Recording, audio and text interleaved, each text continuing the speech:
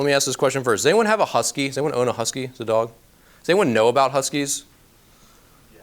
One of my ex-girlfriends a long time ago, she had a husky, and she said basically people need to know that if they own a husky, they have to go run that dog. It's like in their blood. If they don't take their husky out for like 3, 4, 5 miles a day, is that what you've heard?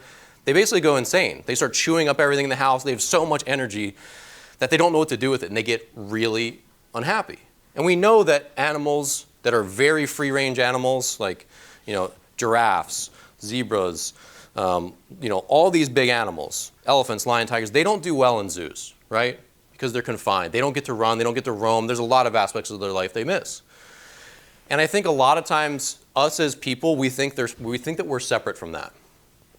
And one thing that I learned after my baseball career was over, which every day, and especially if you're not familiar with the pro baseball season, you play 140 games in 160 days, which means you're at the baseball field from 3 p.m. to 11 p.m. typically, 29 or 28 out of every 30 days on average.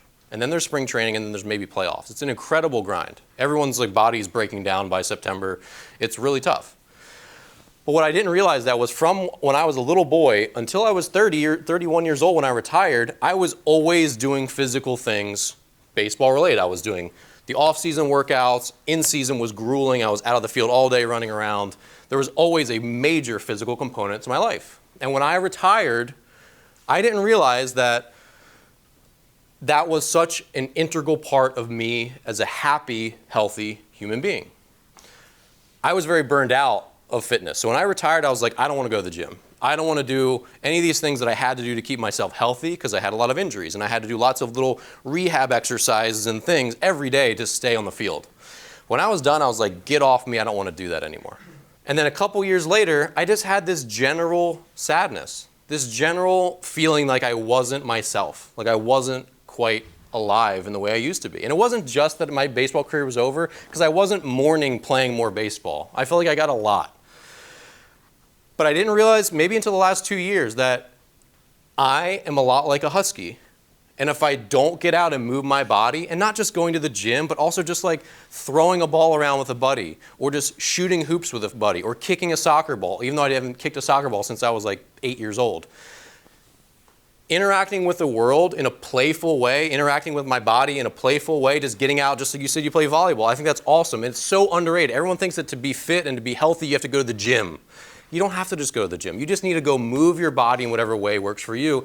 And I think a lot of us are forgetting how important that is to our mental health. And I learned this. Like I said, I learned this myself, that if I'm not whole, even if I do my meditation, which was a big part of my baseball career, even if I'm eating well and making time for self-care and have all my ducks in a row, if I don't go outside and move my body, I don't feel myself. And so these are all the different choices that you make as you piece your life together. What does a good day look like for me? What is a good day that keeps me happy, that keeps me progressing towards my goals? And again, Americans have a lot of problems right now. We have a lot of anxiety, we have a lot of depression, we have a lot of mental illness, right? We have a lot of mental health problems that we're all trying to work out. And there's been new research recently showing that exercise is so helpful to that. Eating healthy is so helpful to that. And I think a lot of times we forget just how much our physical body interacts with our mind. And so as you think, how do I plan out my future? How do I plan out my happiness? We have to think about the things that are in our daily routine that are going to fuel us to be our best selves.